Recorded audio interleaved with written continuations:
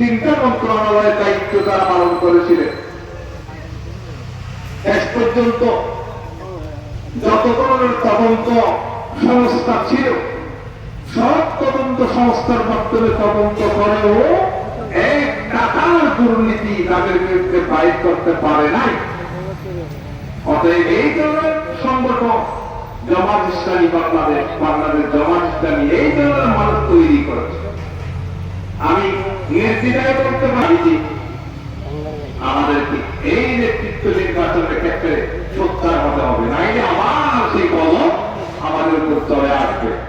গজব একটা চলে গেছে আর একটা আসার জন্য চেষ্টা করছে।